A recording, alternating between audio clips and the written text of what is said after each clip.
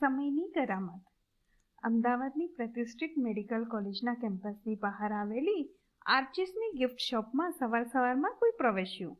પ્રવેશતા જ એને દુકાનદારે કહ્યું, ભાઈ જરા સારી પેન હોય તો બતાવો ને. દુકાનદારે પણ દિવસનો પ્રથમ જ ગ્રાહક હોવાથી એની સમક્ષ પેનનો ખજાનો રજૂ કરી દીધો.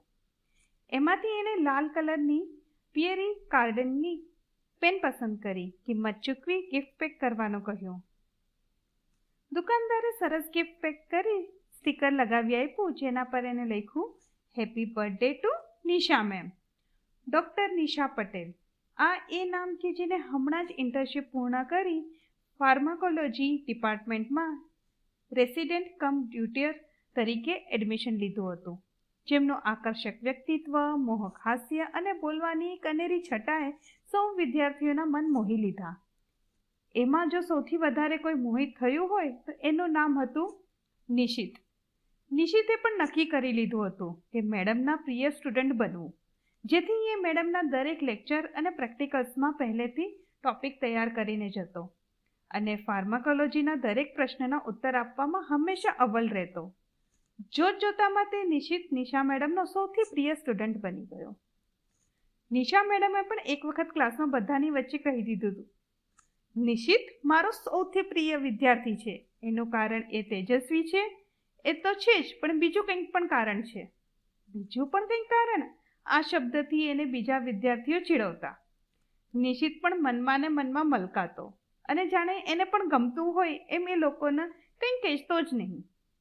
શું હતું આ? મુગ્ધાવસ્થાનું પ્રથમ આકર્ષણ કે બીજું કંઈક? નિશિતને સમજાતું ન હતું અને એને સમજવું પણ ન હતું.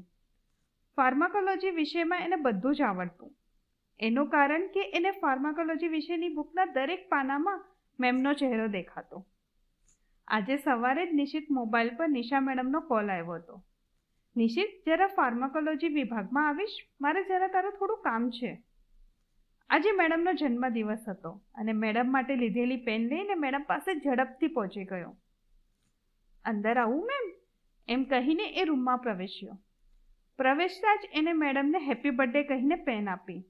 મેડમે આભાર માનીને નિશિતને પોતાની સામે બેસાડ્યો અને કહ્યું, ગઈકાલે રાત્રે જ મેં મારા ફેસબુકની ટાઈમલાઈન પર જોઈ લીધું હતું, જેમાં સૌથી પહેલી બર્થડે વિશ તારી હતી. Once again thank you for that. Ma'am, શું કામ હતું? અચરજભરી નજરે નિશિત બોલ્યો. આ જરા થોડા કાર્ડ્સ છે, એ લઈને તારી બાજુની મારુતિ કુરિયરની ઓફિસમાં જઈ કાર્ડ પોસ્ટ કરવાના છે અને એમાં એક કાર્ડ તારા માટે પણ છે અને તારે શ્યોર આવવાનું છે. કાર્ડ નિશિતના હાથમાં હતું, જેના પર લખ્યું હતું, doctor Nisha weds, doctor Nishit. નિશિતને સમજાઈ ગયું કે પોતે મેમનો પ્રિય સ્ટુડન્ટ હોવાનું બીજું કારણ કે મેમના ભાવિ પતિનું નામ પણ નિશિત હતું.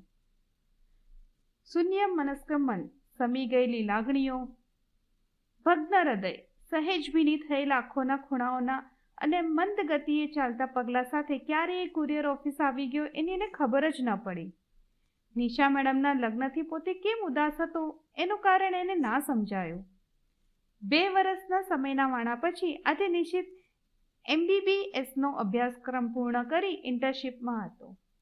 સવારે એ વોર્ડમાં જતો અને બપોરે પછી મેડિકલ કોલેજની લાઇબ્રેરીમાં અનુસ્નાતકના અભ્યાસક્રમ માટેની પ્રવેશની પરીક્ષાઓની તૈયારી કરતો. અચાનક એક દિવસ નિશિતની બાજુમાં એક સુંદર મજાની છોકરી આવી અને કહ્યું, મને ફાર્માકોલોજીના ટૂંકા પ્રશ્નમાં જરા હેલ્પ કરી દેશો?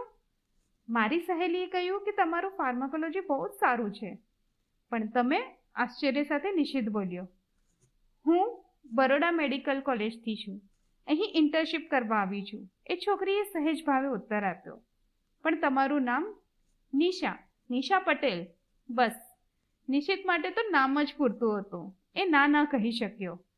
મનમાં જરા ખુશી થતાં જ અચરજ સાથે વિચારવા લાગ્યો, નિશા અને ફાર્માકોલોજીમાં હેલ્પ? આજે નિશિત ઉત્સાહથી મારુતિ કુરિયર ઓફિસ જઈ રહ્યો હતો, એ જ ઓફિસ કે જ્યાં એ 2 વર્ષ પહેલાં ગયો હતો. ખુશ મિજાજ મન, લાગણીઓનો આવેગ, આંખોમાં એક અનેરી ચમક અને ઝડપથી ચાલતા પગલાં સાથે ક્યારેય કુરિયર ઓફિસ આવી ગયો એને ખબર જ ન પડી. નિશિતના હાથમાં કેટલાક કાર્ડ્સ હતા, જેના પર લખ્યું હતું, doctor Nishit weights, doctor Nisha. તમને જો મારી આ સ્ટોરી ગમી હોય તો મારી આ સ્ટોરીને લાઈક કરવાનું, શેર કરવાનું અને મારી ચેનલને સબસ્ક્રાઈબ કરવાનું ભૂલતા નહીં. બાય.